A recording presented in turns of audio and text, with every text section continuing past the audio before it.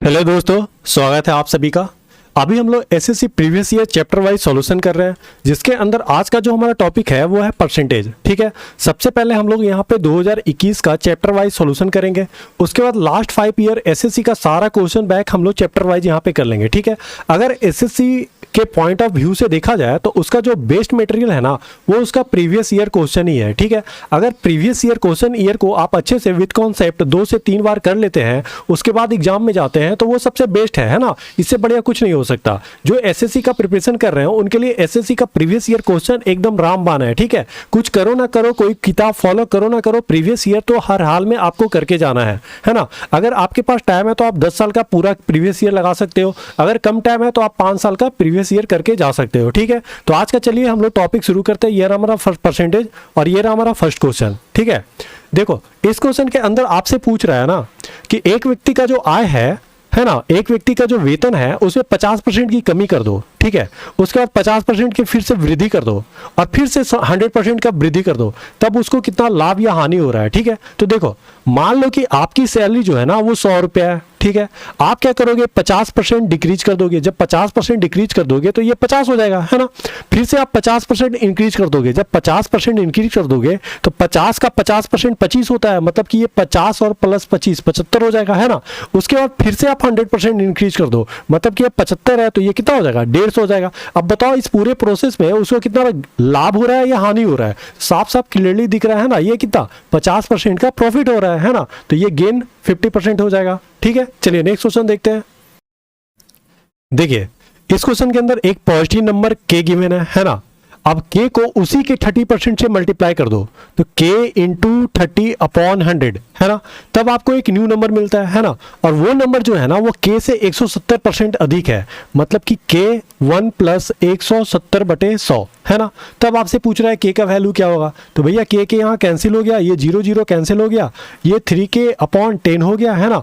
ये हमारा 270/10 हो गया, तो इसको 27/10 लिख सकते हैं, 10 10 कैंसिल हो गया और k का वैल्यू हमारा 9 आ गया, है ना। चलिए नेक्स्ट क्वेश्चन देखते हैं। देखिए इस क्वेश्चन के अंदर आपको find a single discount percentage बताना है ना, किसका, 10%, 20% और 25% का। आप क्या करोगे, मान लो कि किसी का प्राइस 100 है ना, आप 10% का डिस्काउंट दोगे तो वो कितना हो जाएगा, 90 हो जाएगा, है ना। अब 90 के ऊपर आप फिर से 20% का डिस्काउंट कर दो, तो 9 दूनी 18, 18 इसमें माइनस कर दो, मतलब कि ये 72 हो जाएगा। और उसके बाद 72 पे आप 25% का और डिस्काउंट दे दो, तो 72 का 1/4 जो होता है 25%, वो होता है 18, 18 इसमें माइनस कर दो, तो ये कितना आ जाएगा, 18 × 54, है ना। अब देखो ओवरऑल क्या हो रहा है ना, आपका जो प्राइस था 100 वो अब कितना हो गया, 54। तो ओवरऑल जो आप परसेंटेज डिस्काउंट दे रहे हो वो कितना दे रहे हो, 46%। या तो आप 46% डायरेक्ट डिस्काउंट दे दो, या तो 10%, 20% और 25% सक्सेसिव डिस्काउंट दे दो। बात आ गई समझ में, है ना। ऑप्शन ए हो जाएगा। चलिए नेक्स्ट क्वेश्चन देखते हैं। देखिए इस क्वेश्चन के अंदर ए जो है b का 120% है, मतलब ए और b का जो रेशियो हो जाएगा ना 120/100 हो जाएगा, मतलब कि ये 6 और ये 5 हो जाएगा। ठीक है भैया, b जो है वो c का 65% है, तो ये 65/100 करेंगे तो ये हमारा 13/20 हो जाएगा। और ए बी सी का जो योग है ना वो 121.5 गिवन है, तब आपको c - 2a + b का वैल्यू बताना है। आप क्या करोगे, पहले a b और c का रेशियो निकालेंगे। कैसे निकालेंगे, देखो b में आप 13 से मल्टीप्लाई कर दो, है ना, तो यहाँ पे क्या करो ना 5 से मल्टीप्लाई कर दो, क्योंकि b को सेम करना है ना। तो आप देखो a to b to c कितना आ जाएगा, 13 × 78 और ये 13 × 5 = 65 और ये 20 × 5 = 100, है ना। ये रेशियो मिल गया। अब तीनों का एडिशन जो है ना 121.5 गिवन है, तो तीनों को जोड़ दो x मान के, है ना। कैसे करेंगे, 78x + 65x + 100x, है ना। 8 5 13 और 7 6 13 और 1 14, 243 हो जाएगा। तो ये 243x का जो वैल्यू है वो इतना आया, है ना। ये कैंसिल हो जाएगा 2, है ना। x का वैल्यू कितना आया, हाफ। अब आपका a का वैल्यू कितना आएगा, a का वैल्यू आ गया 39, b का वैल्यू कितना आएगा 65/2 और c का वैल्यू कितना आएगा, ये 100/2 करेंगे, ये 50 आएगा। आपसे पूछ क्या रहा है, c - 2b कितना आएगा 65 और प्लस a का वैल्यू कितना है 39। अब 89 में 65 घटा दो, ये कितना आएगा हमारा 24 हमारा आंसर हो जाएगा। ठीक है, चलिए नेक्स्ट क्वेश्चन देखते हैं। देखिए इस क्वेश्चन के अंदर आपको 2 सक्सेसिव डिस्काउंट गिवन है मार्केट प्राइस से, 20% और 25%, जो कि इक्विवेलेंट है 250 रुपये का। और आपका मार्केट प्राइस है वो 25% ज़्यादा है कॉस्ट प्राइस से, तब आपको कॉस्ट प्राइस बताना है। आप क्या करोगे, आप सबसे पहले देखो मार्केट प्राइस ले लो, ठीक है। मार्केट प्राइस जो है हमारा, अपन मान लेते हैं ये 100x है ना। इसके ऊपर जब आप 20% का डिस्काउंट दोगे तो डिस्काउंट घटाने के बाद ये 80x हो जाएगा।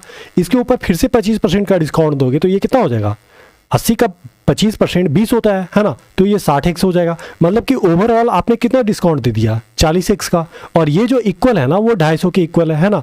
40x का वैल्यू 250 है तो 100x का वैल्यू कितना होगा, 80x का वैल्यू 500 हो जाएगा। और 500 में 20x का वैल्यू 250, 100 और ऐड कर दो, मतलब 80x 100x का जो वैल्यू है वो हमारा 625 हो जाएगा। यही ना मार्केट प्राइस है। और मार्केट प्राइस जो है वो कॉस्ट प्राइस से कितना ज़्यादा है, 25% ज़्यादा है। तो हमारा जो कॉस्ट प्राइस होगा ना वो भैया 500 रुपया हो जाएगा, है ना। तभी ना ये 25% ज़्यादा है, तो हमारा 500 रुपया आंसर हो जाएगा। चलिए नेक्स्ट क्वेश्चन देखते हैं। देखिए इस क्वेश्चन के अंदर केले की कीमत में 20% की कमी की जाती है।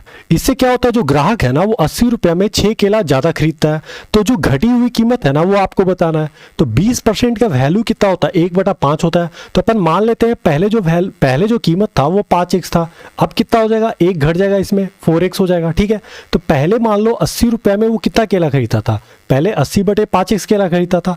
अब जो है वो 6 केला ज़्यादा खरीद रहा है। जब इसका वैल्यू जो है रिड्यूस होकर प्राइस 4x हो गया तो वो कितना केला ज़्यादा अधिक खरीद, 6 केला का ज़्यादा अधिक खरीद रहा है ना। तो अब इसका यहाँ से x का वैल्यू निकालो। x का वैल्यू कितना आएगा, ये 20/x हो जाएगा, ये 16/x हो जाएगा, मतलब कि 4/x बराबर 6 हो जाएगा। तो x का वैल्यू हमारा कितना आएगा भाई, ये 2/3 आ गया। आपसे पूछ क्या रहा है, आपसे पूछ रहा है प्रति दर्जन घटे हुए केले की कीमत बताओ। तो घटा हुआ केला का कीमत कितना है, 4x। तो भैया ये 4 गुना 2/3 और 1 दर्जन का हो तो 12 से गुना कर देंगे, जो आया हमारा आंसर हो गया, है ना। ये 4 4 4 16 दूना 32, ये हमारा 32 रुपया आंसर हो जाएगा। चलिए नेक्स्ट क्वेश्चन देखते हैं। देखिए इस क्वेश्चन के अंदर ए जो है बी से 25% अधिक है। मतलब कि ए जो है 125 है तो बी आपका कितना हो जाएगा, 100 हो जाएगा। मतलब ए टू बी का जो रेशियो आएगा वो 5 सॉरी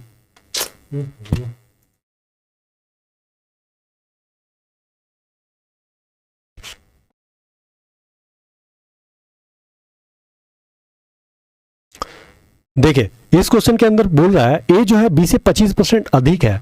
तो देखिए क्या होगा, ए जो है 125 है तो बी आपका 100 होगा, मतलब 5:4 होगा। तो ए और बी का जो अनुपात होगा वो 5:4 होगा, ठीक है भैया। बी जो है सी से 40% कम है, मतलब बी जो है सी से 40% कम है तो ये 3:5 हो जाएगा, है ना। तो बी अनुपात सी जो होगा वो 3:5 हो जाएगा। सी जो है डी से 20% अधिक है, सी जो है डी से 20% अधिक है तो ये 6:5 हो जाएगा। सी अनुपात डी जो होगा वो 6:5 होगा हमारा, है ना। अब आपसे पूछ रहा है ना ए जो है डी से कितना परसेंट कम है, तो A/D का वैल्यू पहले निकालेंगे। जब कभी भी ऐसा हो ना जिगजैग, है ना, तो ए और जो डी का जो अनुपात होगा ना इसके मल्टीप्लिकेशन के इक्वल होता है। जैसे ये 6×5 30 दिया 90 और ये आपका आ गया 100, मतलब कि ये 9:10 आ गया, है ना। अब बताओ भाई ए जो है डी से कितना कम है, 1 कम है, कितने से कम है, 10 पे, है ना। तो ये कितना कम आ जाएगा, ये 10% कम आ रहा है ना, मतलब कि ये 10% कम है। चलिए नेक्स्ट क्वेश्चन देखते हैं। अब देखिए इस क्वेश्चन के अंदर क्या है ना कि एक पर्सन का जो सैलरी है वो 50% पहले हम लोग डिक्रीज कर देते हैं, ठीक है। फिर सब्सिक्वेंटली क्या करते हैं ना उसका सैलरी 50% इंक्रीज कर देते हैं। तब इस पूरे प्रोसेस में उसके सैलरी डिक्रीज होता है इंक्रीज होता है ये बताना है। मान लो कि आपका सैलरी 100 है ना, आप 50% डिक्रीज कर दोगे तो ये कितना हो जाएगा, 50 हो जाएगा। अब उसके बाद फिर आप 50% इंक्रीज कर दोगे, ये 50 का 50% इंक्रीज करोगे तो ये 75 हो जाएगा, है ना। तो ये ओवरऑल प्रोसेस में क्या हो रहा है, 25% सैलरी क्या हो जा रहा है आपका, डिक्रीज कर जा रहा है। तो 25% सैलरी हमारा क्या हो गया, डिक्रीज हो गया, है ना। चलिए नेक्स्ट क्वेश्चन देखिए। इस क्वेश्चन के अंदर एक फल विक्रेता है ना, बहुत इंटरेस्टिंग क्वेश्चन है, अच्छे से समझिएगा, ठीक है। एक फल विक्रेता है जिनके पास मौजूदा संतरे में 45% एक ग्राहक को दे देते हैं, ठीक है, और 45% के साथ साथ एक और संतरा दे देते हैं, ठीक है। उसके बाद फिर क्या करते हैं, जब इनके पास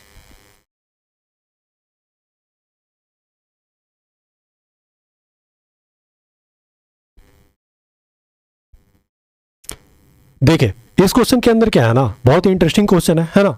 एक फल विक्रेता है वो संतरा बेच रहा है, ठीक है, तो वो 45% संतरा एक ग्राहक को दे देते हैं, उसके साथ एक संतरा और देते हैं, ठीक है। फिर उनके पास जो शेष संतरा बचता है उसका 20% और 2 संतरा दूसरे ग्राहक को दे देते हैं, ठीक है। अब उनके पास जो बचा हुआ संतरा है उसका 90% संतरा जो है वो तीसरे ग्राहक को दे देते हैं।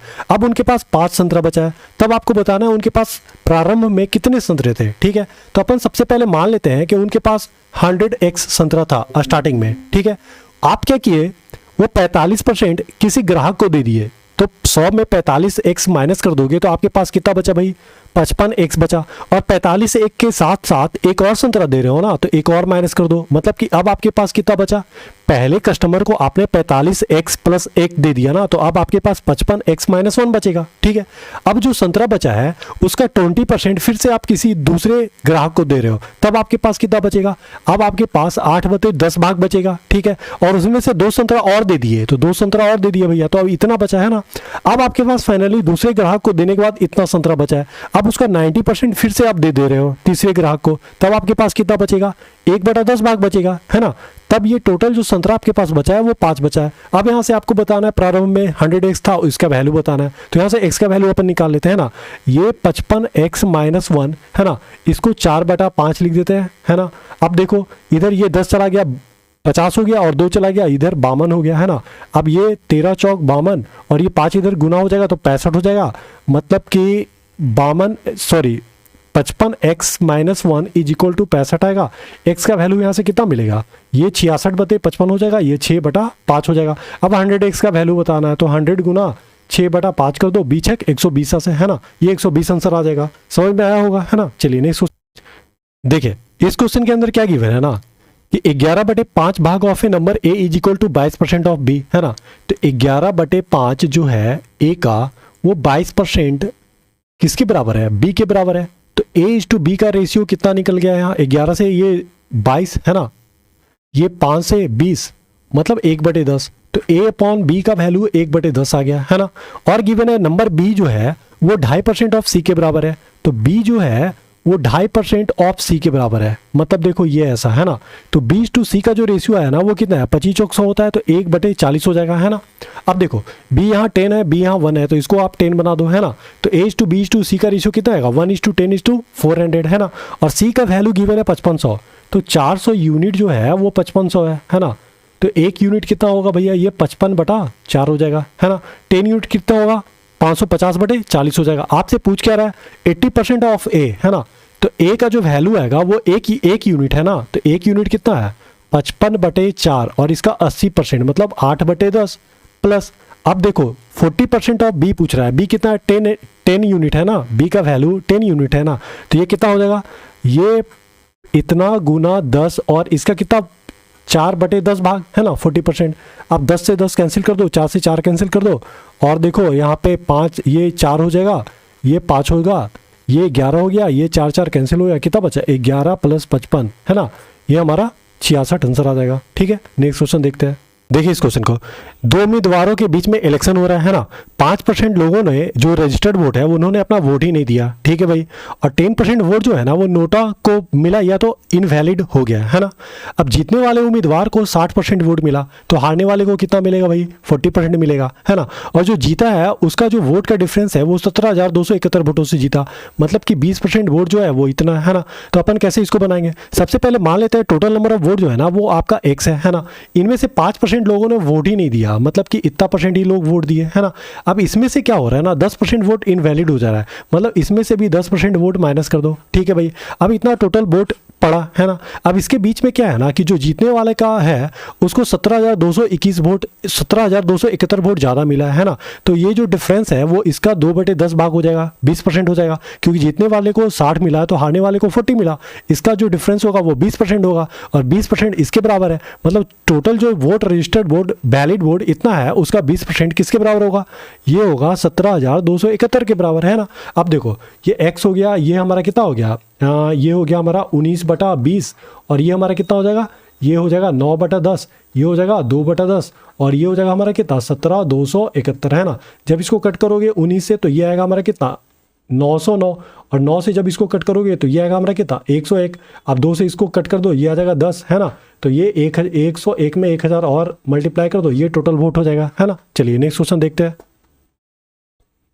देखिए इस क्वेश्चन में, है ना, ए का जो इनकम है उसका 65% वो खर्च कर देता है ना। अब उसकी आय में 20.1% की वृद्धि होती है और व्यय में 20% की वृद्धि होती है, तो उसके बचत में कितना % का वृद्धि होगा या घटेगा, ठीक है। तो इस क्वेश्चन को कैसे बनाएंगे अपन, सबसे पहले मान लो कि ए का जो इनकम है ना वो 100x है, ठीक है।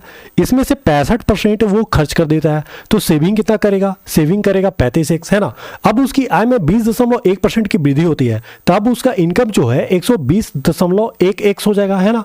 और उसका जो खर्चा है ना उसमें भी 20% का वृद्धि होता है, तो 20% का वृद्धि होता है तो 65x का 10% जो होगा वो 6.5 होगा। 20% 6.5 का 2 गुना मतलब 13 हो जाएगा। 65x में 13 ऐड कर दो तो ये कितना आएगा, 78x हो जाएगा, ठीक है भैया। तो ये सेविंग कितना कर रहा है, अब 120 में 78 घटा दो तो 22 और 2 ये कितना हो जाएगा भाई, ये हो जाएगा आपका, ये आ रहा है हमारा कितना 42.1x, है ना। तो अब आपसे पूछ रहा है ना कि बचत में कितना परसेंट का वृद्धि हुआ या घट गया, तो बचत जो है ना भैया वो बढ़ गया। कितना बढ़ गया, 42.1 में 35 घटा दो तो ये कितना आएगा 7.1, कितने पे बढ़ा 35 पे, कितना परसेंट बढ़ा तो 100 से मल्टीप्लाई कर देंगे। अब देखो यहाँ पे ये जो है ना 35 दूना 70 होता है, ये 71 है, ये पॉइंट हटाओगे तो बटा 10 करोगे, 109 इधर गया, है ना।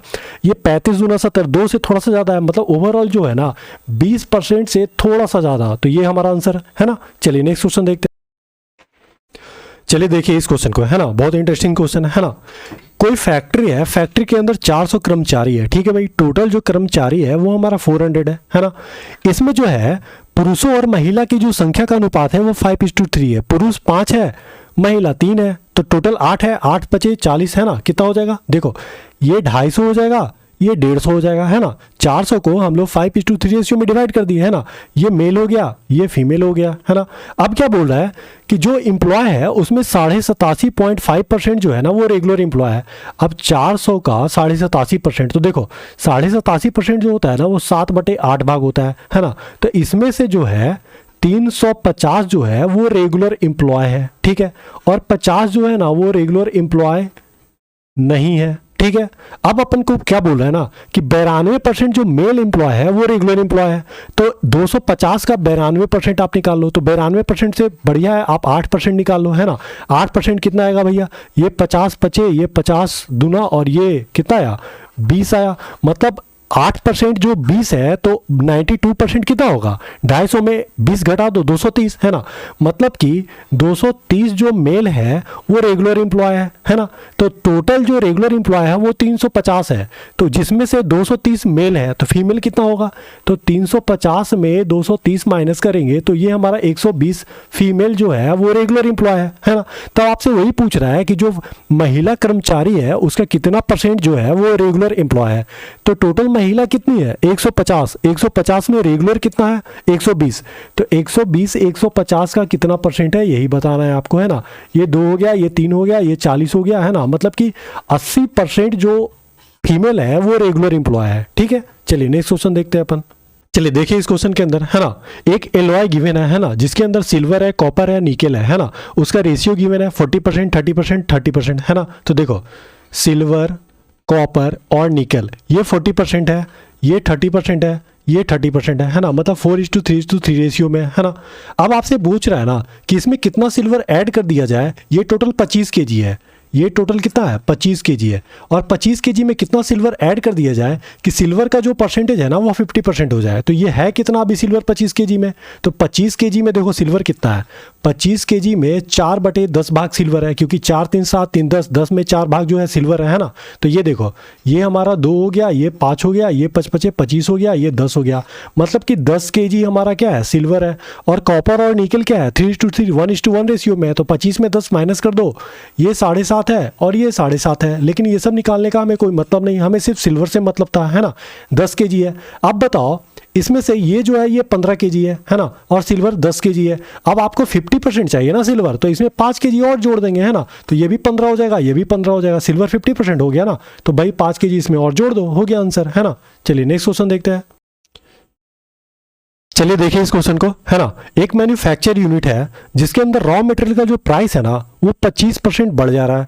लेबर कॉस्ट जो है ना पहले 30% ऑफ रॉ मटेरियल था, अब वो labour cost 38% of the raw material हो जा रहा है ना।